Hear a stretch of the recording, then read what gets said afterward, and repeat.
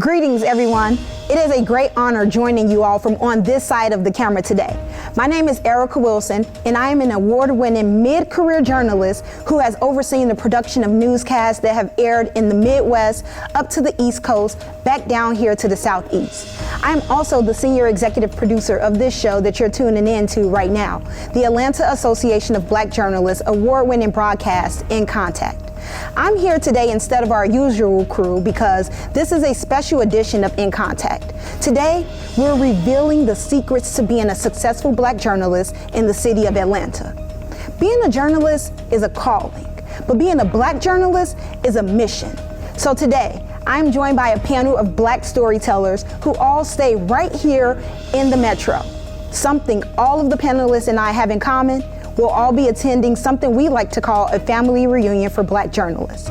It's the National Association of Black Journalists 2024 convention happening in Chicago in just a few days, and it's about to be an exciting time. AABJ's In Contact starts now. Be informed, you gotta know what's going on in our community. So together we can make a change, you and me. Panelists, start your engines. I'll give each of you a quick introduction before we begin our discussion. Starting on the left, we have Mr. Greg Morrison, a former AABJ board member and veteran broadcast journalist who has paved the way for people like myself. Next to him, we have the lovely Ciara Cummings, the only Black investigative reporter at Atlanta News First. She is killing it. We see the Emmys.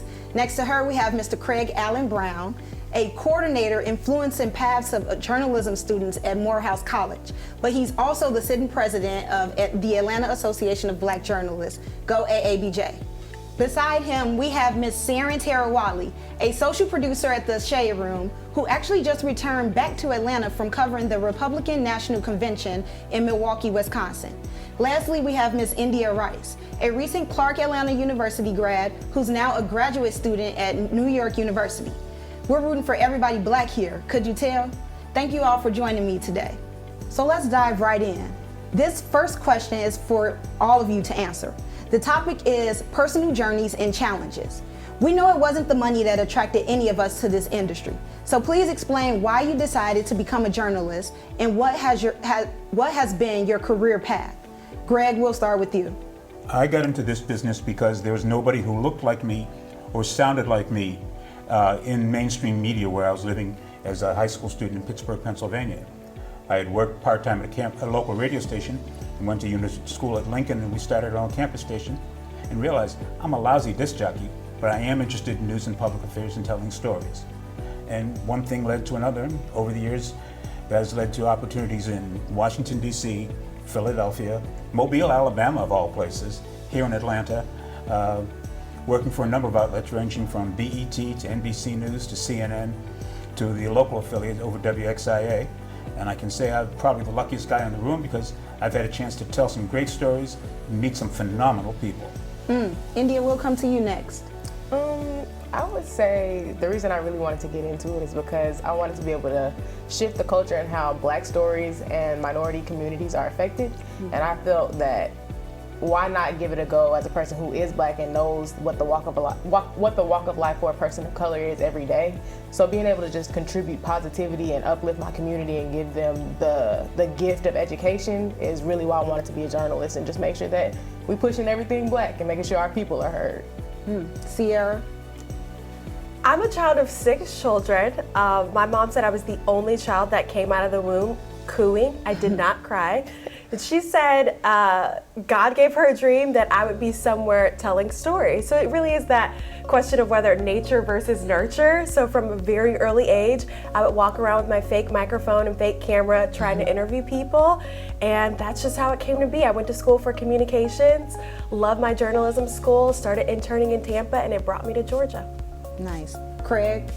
I think after my time in the military, it was definitely difficult being in the military for 22 years. After I retired, I thought I was young enough to pursue something else that I loved and I was passionate about. I love sports. I love the excitement of it. I felt like it was just the most genuine form of entertainment, and I wanted to be involved. Stuart Scott, God bless, was one of my heroes, and I was like, if he can do this, I can make this happen as well. So that's what brought me here. Nice. And Sarán? Well, my dad was actually a journalist, and he's now passed on, but just trying to find a way to communicate with my dad, I found myself in front of the television every single night watching CNN, watching these amazing people tell these very conveying stories, and I just followed the path. I was inspired by him and decided to follow in his footsteps. Nice, nice. Thank you all. The second question is more about your impact and influence as a Black journalist here in Atlanta. So why are Black journalists important, especially in a black city like Atlanta? We're going to start with Ciara. You know, I think it's really critical to look like the community you report on. And it's such a privilege to serve the city of Atlanta. I can walk into a room, and because I look like the neighbors or the homeowners or the city council members that represent our community, there is a level of trust. People are willing to share their most vulnerable moments with us. So I feel like it's a privilege to be Black and report on a Black community, and people are willing to watch us and listen to us because of what we look like and the shared life experiences. Nice. Sarán?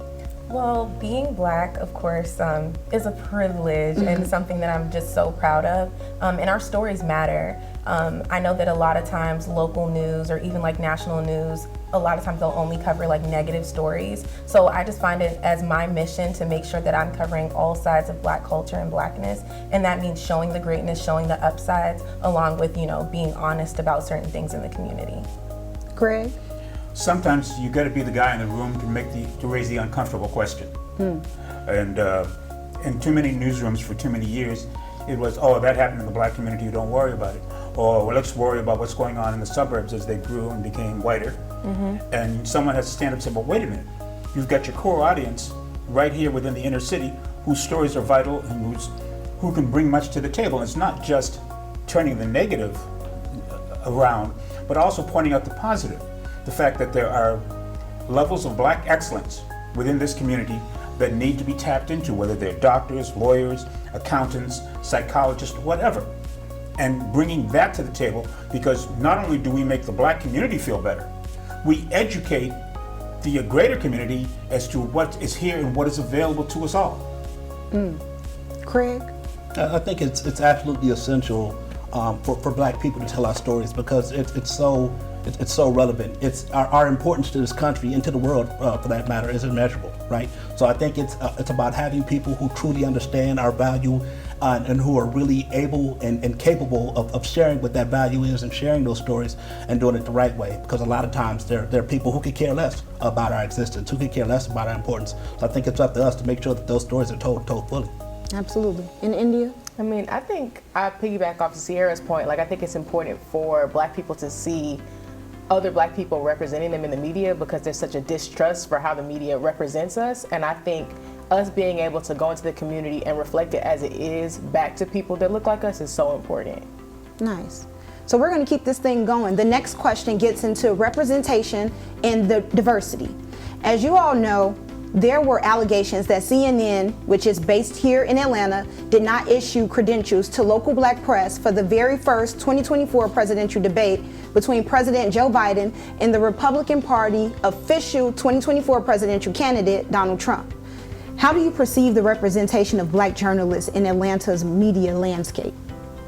How do I feel about it? I mean, I perceive it to be a great thing. I think it's something that's forever growing, and I think that it needs to continue to be nurtured for the next generation to be able to have like great skills that the Black journalists that came before us. So I think it's great where it is. It just needs to continue to be nurtured so that young Black journalists coming up after us understand the importance of media literacy and telling the news as it is.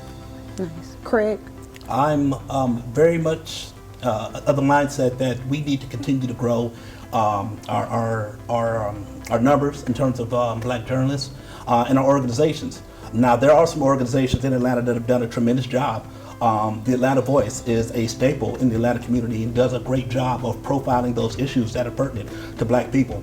Capital B is Ware as a newcomer, but again have done a great job. But we need to continue to invest in our college students, those individuals that are interested in becoming journalists, and even start at the high school level. This is something that we have to put a lot of energy in to make sure that our stories are being told and being told the right way. Nice. Greg? Atlanta's had an interesting legacy when we talk about black journalists on the scene. I mean, when we go back to the Atlanta Daily World, and The Voice, and The Informer, and for many years, those were the only outlets that heard our voices, heard our stories.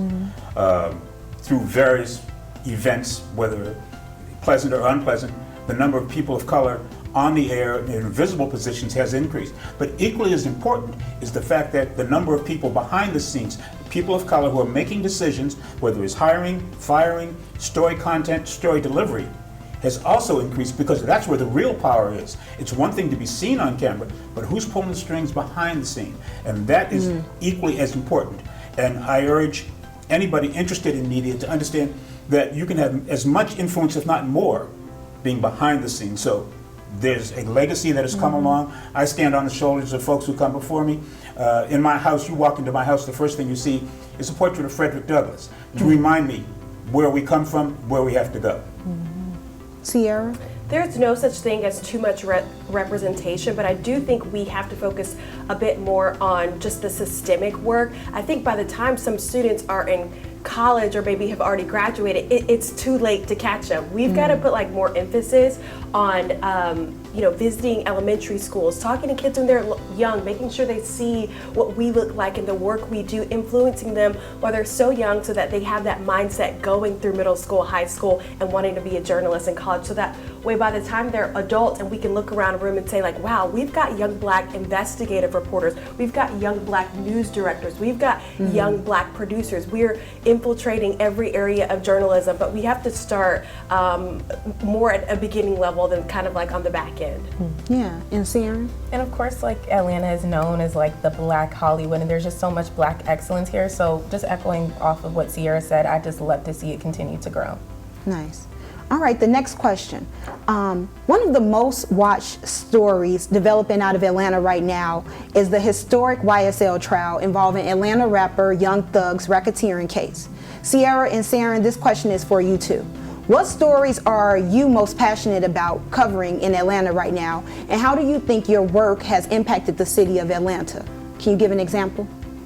I think a lot of times when we see black people in the news as it relates to courtrooms or court hearings, they more often than not look like the defendants or suspects. And I know that at my company, at my job, we want to make sure we look at the systemic injustices as a whole, and we're doing a fantastic job leading up to like what gets somebody in that position. How did they even become the defendant or the suspect? What resources were absent in their community? I think we want to spend a lot more time reporting on criminal justice before it gets so far and we're stereotyping the person that's in the mugshot.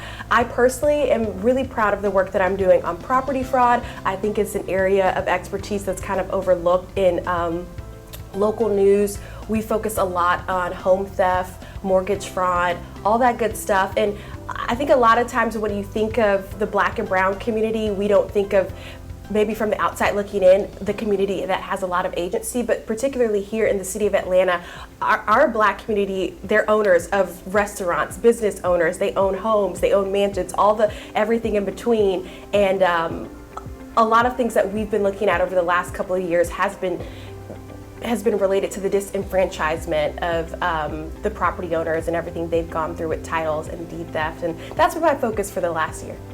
Nice. Ciara? Of course, like with my job, we cover a variety of stories and, different states, but specifically when it comes to Atlanta, we've been very thorough in reporting on this YSL trial, all the changes going on with like the different judges, what's happening, what's the update, because of this like love for Young Thug within the community, but also, being honest about what is going on and what the updates are, just to keep our readers informed. And of course, also with like the Georgia, the election interference trial that's going on here too. There's a lot of important moments going on here in Atlanta, and it's just about being honest and making sure that the work is thorough. Absolutely, being factual and fair in your coverage. So there are all kinds of stories we have to write about and conduct interviews for. Tell me, what are some of the best ways to cope with traumatizing revelations and burnout that comes with this job? Ciara, we'll start with you. A quote that sticks with me is rest in the garden. And I think a lot of times we can, for the sake of longevity, we become a little robotic.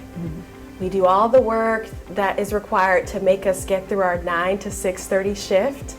And sometimes we don't sit with the weight of the day, the emotions of the people that we've interviewed. We're meeting people on some of their worst days in life. And it's just easier to turn it off just to exist and to be able to continue as a journalist.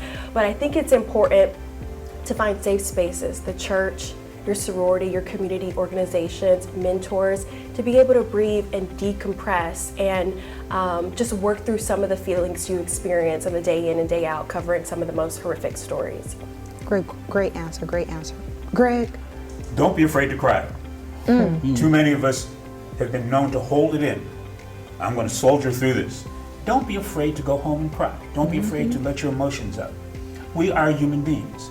And equally as important, understand that is my job. That is not my life. My life is my family. And remember, who am I doing this for? Am I doing this just to get good ratings or to get a bigger paycheck? Or am I doing this to make sure that I'm helping this community? And there is no shame in having emotional reaction. I think what many of us have gotten caught up in is, well, I've got to do this, I've got to keep grinding. Don't be afraid to sometimes say, I need a day off. Never hurts to take a mental health day. And to do something silly like, go take a hike, go swimming. We have to create that balance in our lives or else we will be as loony as they come. And understand, this is a job, not a career. Someone once asked me, who do I work for? It was after a very tough day when I was working at CNN. And I paused for a second and said, I work for my grandchildren. I work for my family. CNN is just who was employing me at the time. And I keep that in mind because sometimes we get so caught up in this craziness that we forget, why do we do this? Why do we get out of bed every day? So that's my answer to it. Don't be afraid to be human. And you've got family, you've got friends. Do something simple. Go mow the lawn, rake some leaves. Something that requires you to stop thinking about the stress, and that'll help you de-stress and find some center. Nice. Craig, what you got? I think remaining spiritually grounded is the biggest thing that helps me out, and definitely keeping my family first and foremost in everything I do. And I have big goals. I like to go to Jamaica. I like to go and travel. I like going spending time in Vancouver, and just I keep these big ticket goals, right, so I can understand and remain focused. And they provide a welcome reprieve from when things get to be too stressful. I'm looking at the calendar. I'm going to Jamaica in 30 days, so I can deal with this. I go there and I completely get journalism off my mind, go decompress, come back, and then I'm fresh when I get back. All right, so it sounds like Craig is using Greg's advice by using that PTO, right? Yes. Yeah, one of the things that we tend to forget is that we have our support systems. AABJ is one of our support systems. Several years ago at the convention in St. Louis, Ed Bradley was a speaker, and he talked about how he became a journalist, and one of the things he talked about was going to North Carolina to the family union every summer. And as part of it, they would go to church in this little wooden church in the middle of the woods. And he asked, why would you go to this wooden church when you got an air-conditioned one right down the street? And someone explained to him that during times of slavery, on Sundays, the enslaved people were allowed to go into the woods and holler and hoop and scream and holler. NABJ is our place in the woods. And we have to remember that. Use these opportunities to go to these places in the woods so we can get it out of ourselves and be rejuvenated and ready to go fight it for another year. Absolutely. And Greg, that gets me into my next question, actually. So the NABJ 2024 convention will serve as therapy for many who will be catching up with mentors and our journalism cousins to discuss things on the job that may be draining. But some of the shocking stories that impact all of us, like the recent global tech outage that happened recently. Everyone will answer this question. The excitement is through the roof right now for the NABJ convention in Chicago, which is expected to be one of the most attended conventions in the history of NABJ. Many people will attend for different reasons. Some to mix and mingle directly with people who could actually relate to their Black experience on the job. Others to attend the career fair and workshops looking for serious training and opportunities. Others just want to party. This is a major event that will bring thousands of journalists, media executives, and educators and students together for several days. So panelists, tell me, what are you looking forward to at this year's convention? Craig. it's not any one thing.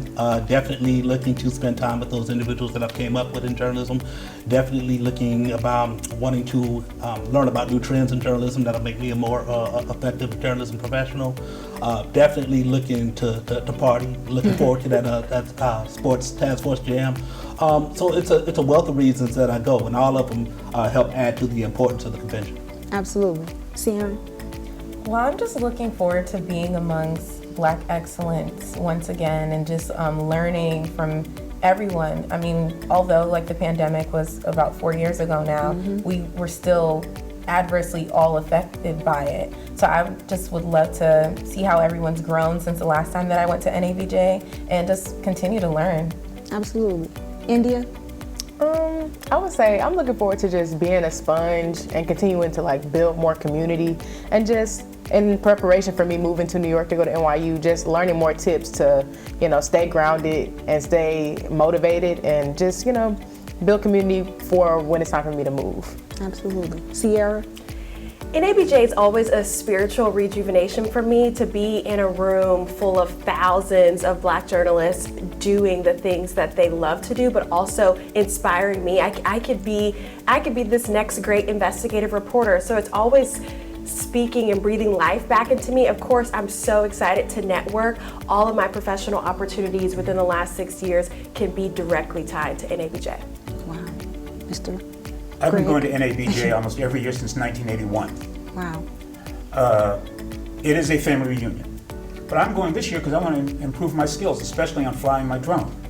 So you never get too old to learn. But it's also a chance to check up, catch up, get those hugs, talk to those brothers and sisters you've watched come along over the years who have come along with you. I'm now one of the old guys, and I don't mind it because it beats the alternative.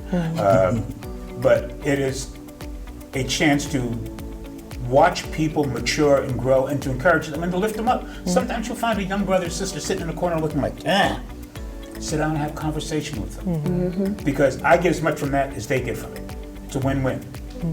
Absolutely. I would like to answer the question myself, actually, if I can. I am excited to go to NABJ because this will be the first that I see happen in Chicago, which is the city I was born and raised in. So I have an opportunity to do some volunteering. I'm going to be helping the Chicago chapter, the NABJ Chicago chapter, with some things, and just also getting my family and friends involved with it so that they can see what it is that I've been doing for the last almost 10 years of my career. The people who I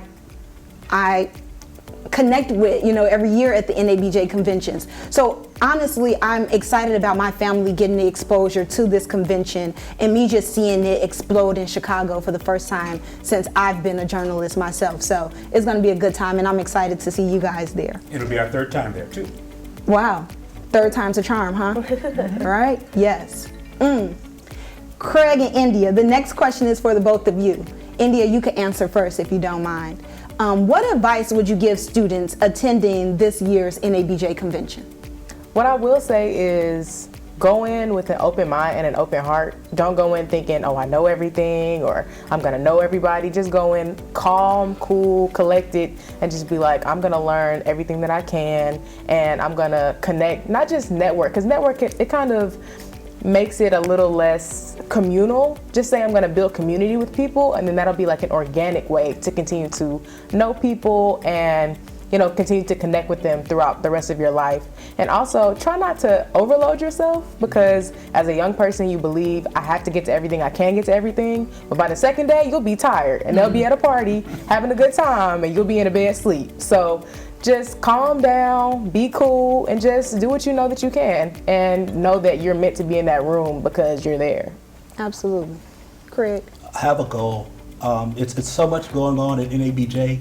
If you go without a plan, you can get caught up in everything that's going on. I think have a clear goal about what it is that you want to do. I want to meet 10 professionals in my field. I want to exchange my contact information with at least 15 people. Right? Have a goal so you can kind of gauge the success of NABJ. Do that. Get out of your comfort zone. Go and approach people, talk to people, be personable, and really gear the conversation towards authentic relationships. Don't just that's what's the guy's name? That's Shannon Sharp. That's Shannon Sharp over there. He's popular. I want to go meet with him. I think approach people that work in your field that you can benefit from, but at the same time make it authentic. Right, really be willing to engage and interact with this person, even if there's not anything to gain from it. So forming those kind of relationships are absolutely important. Just be a sponge and soak it all in. There's so much to learn from being there. If I see Shannon Sharp, I'm probably going to ask him about the Shay Shay room, so that would be kind of fun, you know. I'm thinking back to my first time at an AABJ convention. That was in Boston back in 2014, I believe, or 2013. 14, right? I was right, okay. And that was an amazing experience. I ended up actually moving to Boston and worked in a news station in Boston. But I remember having resumes and business cards. And I don't think people are gonna have resumes and business cards on hand anymore. They have QR codes. So just thinking about like the old, like how something has become old school already since I've been in the industry. So Greg, I actually would like for you to chime in on that question, just some kind of advice for students that are coming to the NABJ convention. Don't be afraid to talk to somebody that you don't know. Even if they're a gray head like me, have a conversation. And yes, a QR code is a nice tool to have, but don't be afraid to have one or two hard cards, because what I do when I collect business cards, I write on the back of them where I met the person, what the event was. That way when I enter it into my database, it makes more sense. Be prepared to walk, be prepared to be patient, and for the ladies, don't wear high heels. Your feet will kill you. I've decided one year I'm going to open up a foot massage stand at the convention to make some extra money. Oh yeah, you'll win with that one. But don't be afraid to ask. And sometimes you'll be standing next to somebody at a reception or in line somewhere, and that can be the contact that can change your life. And I'm glad that you mentioned the Boston convention. That was the first time NABJ ever went to Boston, which is my hometown. So, you know, I'm thrilled. We're doing this literally down the street from where I learned to read. There are opportunities that are there, not only your peers, because there's two kinds of networking. There's the horizontal networking, there's the vertical networking. Well, yes, you want to meet people who can do something for you and lead you down the way, but you also want to build up that network of your peers, because I tell anybody, I can drop out of the sky in almost any city in this country and know somebody from NABJ there who can hook me up, point me in the right direction. What better place for that? Absolutely. Than at the family reunion. Right. Yeah. All right, well, as we move to wrap up this discussion, let's end by helping our viewers understand and appreciate our perspective in a unique and relatable way. So to capture the spirit of your experience at the upcoming NABJ convention, could you share just one song, the title, and the artist that best describes your journey and reflections as a Black journalist?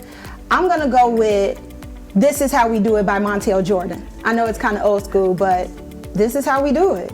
Craig, what you got? I knew you were gonna come to me.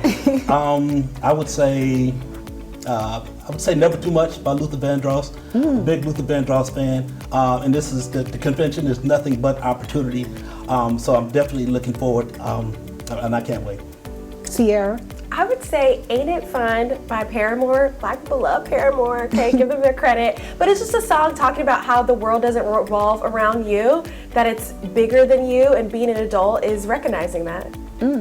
Sarán? I would say the song Won't He Do It. For some reason, the artist isn't coming to my brain right now, but that's like a song that I've actually listened to before at NABJ conventions to just kind of prep me, to have faith and to walk into those rooms with confidence. So that's definitely the Corinne song. Hawthorne. Yes. Thank you. Yes, Corinne. Nice. India? I would say it's The God in Me by Mary Mary, because one, it teaches me to have gratitude for the rooms that I'm in and just be grateful that God put me here for a reason. And also because literally, like, everything that I have is because it's the God in me. The confidence, the opportunities, the God in me, and I want to pass it along to other people. I know that's right. Greg? What You Won't Do for Love, but it's a classic. It's very old school. Yeah. Probably before many of us on this panel were born. But Never heard of it. Right? I didn't know who your artist was either. But the point is that those are our anthems that lift us up every day, that carry us forward, that help us rest. What we won't do for love. Nice. Nice. Well, that concludes our panel discussion for now. The NABJ 2024 convention goes from July 31st until August 4th. Again, there will be panel discussions and sessions on education and career development. Attendees will also have a chance to connect with top recruiters from major media companies and institutions. The smell of coconut oil will fill the air of the Windy City during the convention, and I just know the melanin and magical outfits will be on display. Well, I would love to thank our lovely panel today. Black journalists, there is power in your storytelling. And for the Black journalists here in Atlanta, keep lifting every voice. A special thanks to our partners here at AIB Network for helping make this broadcast possible. Stay connected with AABJ on Facebook and on Instagram. Just search the Atlanta Association of Black Journalists. Our original crew will join you back here next time.